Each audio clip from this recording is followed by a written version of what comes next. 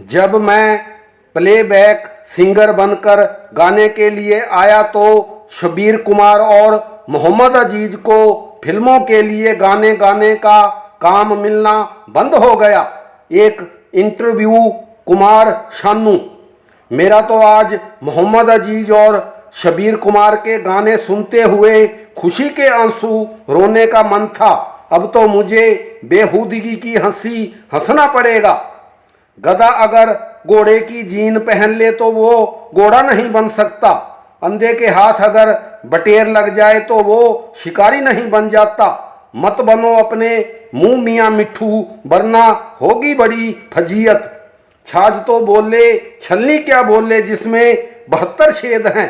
तुम शब्बीर कुमार और मोहम्मद अजीज जैसे महान गायककारों की तरह ना तो प्रकट हुए और ना ही प्लेबैक सिंगिंग में लाए गए। तुम तो हम पर लादे गए हो। तुम गायकी के कोई अवतार नहीं, तुम तो प्लेबैक सिंगिंग पर लटकने वाली एक खूनी तलवार हो, जिसने अपनी बेहुदा आवाज और घटिया अंदाज से प्लेबैक सिंगिंग को ना जाने कितनी बार कत्ल किया है। तुम एक सड़क छाप गवैया थे, जिसे बदकिस्मती से फिल्मी गीतों की पवित्र आत्मा के ऊपर लाद दिया गया। तुम कह रहे हो कि शब्बीर कुमार और मोहम्मद अजीज ने मोहम्मद रफ़ी की नकल करते हुए फिल्मी गीत गाए, इसीलिए वे ज़्यादा देर तक नहीं चले। मोहम्मद रफ़ी की नकल कर कोई ज़्यादा देर तक प्लेबैक सिंगिंग में ठहर नहीं सकता। कुमार शानू साहब, आप खुद पहले क्या थे? मोहल्ला छाप संगीत मंडली में तबला बजाने वाले नौसिखिया, फिर सस्ते किस्म के होटलों में जाकर किशोर कुमार के गाने गाने लगे। किशोर कुमार अपनी ही किस्म के एक मंजे हुए कलाकार गायककार थे। आप किशोर कुमार के गानों को अपनी बर्राई हुई बेहुदा आवाज में बिगाड़ कर पेश कर सुनने वालों का माथा दुखाने लगे। जो लोग उन होटलों में खाना खाने आते थे, आपकी आवाज को ना झेल सकने के कारण खाना बीच में ही छोड़कर वहां से चले जाने में ही अपनी भलाई समझते थे। आपने आज तक खुद तो एक भी गीत ढंग का नहीं गाया। मैं और दुनिया का हर वो शख्स जिसे इस बात का एहसास है कि संगीत की मिठास क्या होती है, मोहम्मद अजीज से पहले के तमाम गायककारों के गीत तो सुनेगा, परंतु मोहम्मद अजीज से बाद के हर गायककार को दूर से ही नकार देगा। सबसे ऊपर और सबसे पहला नाम आपका है। आप कह रहे हैं कि मैंने इतने हजार गीत गाए हैं। असल में आपने कोई गीत नहीं गाया, बल्कि भारतीय सिनेमा के गीत संगीत का बेड़ा गर्क किया है। भारतीय सिनेमा संगीत का जो बंटाधार हुआ है, उसके कारण आप हैं। आपसे ही लच्चर गीतों की शुरुआत हुई है। शब्बीर कुमार और मोहम्मद अजीज ने कभी मोहम्मद रफ़ी की नकल की ही नहीं। उन्होंने तो अपने ही अंदाज में गाने गाए हैं।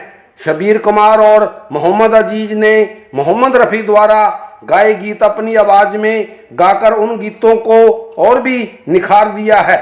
आप अपने मुंह से कैसी बेहुदा बात कर रहे हैं? ना फनकार तुझसा तेरे बाद आया, मोहम्मद रफ़ी तू बहुत याद आया। गाकर तो मोहम्मद अजीज ने मोहम्मद रफ़ी को सदा के लिए अमर कर दिया था। इस गीत को आप गाते, इस पर चर्चा करना तो मूर्खों का काम है। शब्बीर कुमार और मोहम्मद अजीज ने अपनी आवाज़ों में मोहम्मद रफ़ी के गीत गाकर उनमें माखन, मिश्री, शहद और गंगा जल भर दिया और अपने सभी गाने अपने ही अलग अलग अंदाज में गाए और अमर हो गए। और आपने क्या किया? किशोर कुमार के गाने अपनी आवाज में गाकर सब गुड़ गोबर कर दिया और आपका खुद का एक भी गाना किसी भी श्रेणी में नहीं आता। आपका हर गाना प्लेबैक सिंगिंग पर एक बदनुमा दाग है। एक वो हैं जिन्हें सूरत बनाना आती है, एक आप हैं जो चेहरा ही बिगाड़ देते हैं। आप सबसे पहले आशिकी के गीतों के द्वारा आए। यह 16 आने सच है कि आशिकी फिल्म के सभी गाने मोहम्मद अजीज गाने वाले थे। आशिकी के गीत आपके द्वारा गाने के कारण ही भारतीय संगीत की दुर्दशा की शुरुआत हुई। कलयुग की चाल कामयाब हो गई, धर्म की हानि हुई, अधर्म जीत गया। आज संगीत जगत जो नरक के कुंड में तब्दील हो चुका है, उसकी शुरुआत आशिकी के गीतों से हुई थी और वो गीत आपने गाए थे। आपने आशिकी के बाद कुकर मुत्तों की तरह नए नए घटिया गायककार पनपने लगे, घटिया गीतकार मंडराने लगे। आपके कहने के मुताबिक मेरे आने के बाद शबीर कुमार और मोहम्मद अजीज को काम मिलना बंद हो गया। इनको कोई काम मिलना बंद नहीं हुआ, बल्कि इनके गीतों में और भी निखार आना शुरू हो गया। सभी लाजवाब गीत इनके कदम चूमने लगे और बाकी के बेहुदा गीतों को आप जैसे टटपुंजिया गायककार लपकने लगे।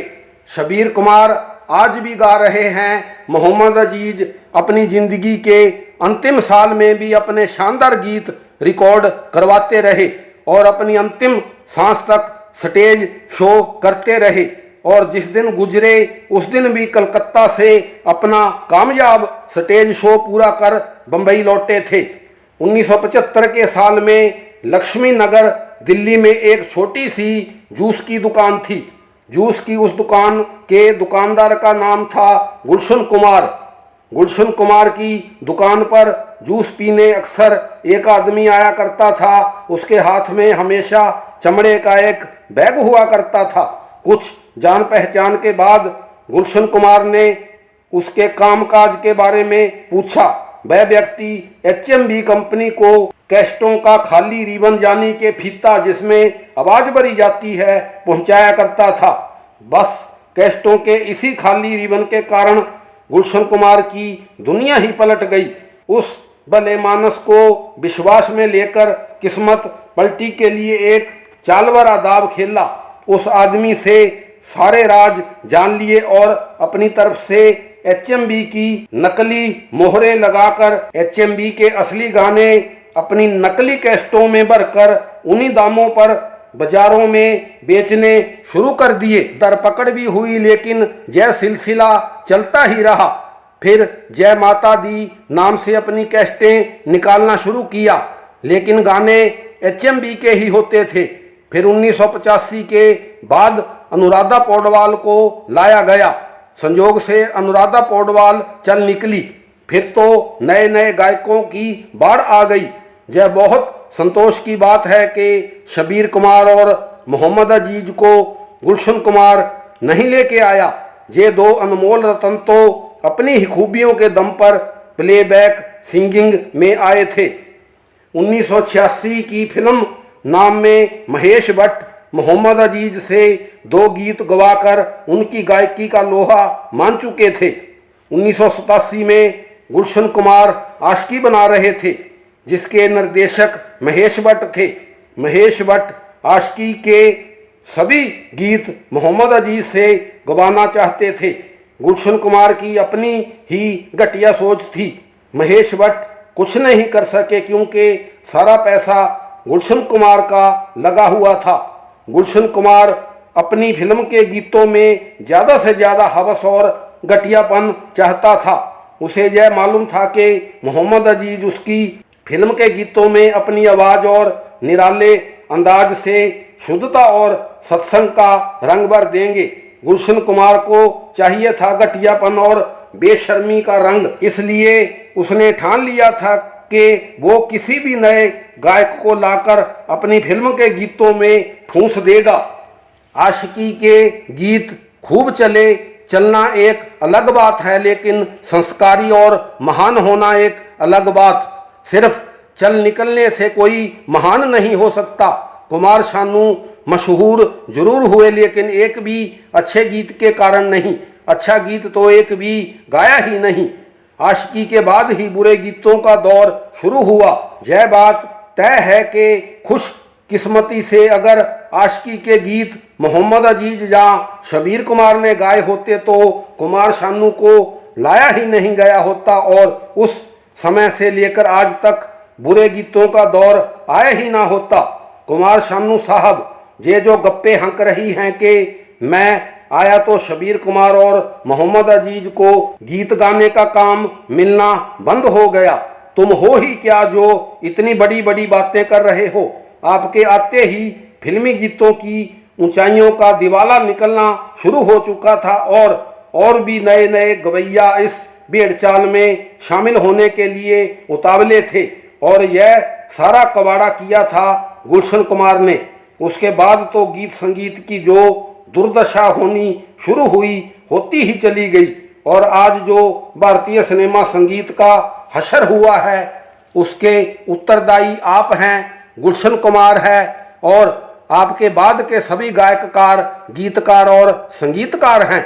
और अब आखिरी बात, शबीर कुमार और मोहम्मद अजीज को कभी भी फिल्मी गानों का काम मिलना बंद नहीं हुआ, बल्कि उनकी साफ सुथरी शर्तों के कारण उन द्वारा घटिया शब्दों में लिखे गए गीतों को गाने से इनकार करने पर वो गीत आप जैसे दबन्नी चिवन्नी गायककारों की झोली में गिरते गए और आप लोग अहंकार के मद में चूर होते चले गए।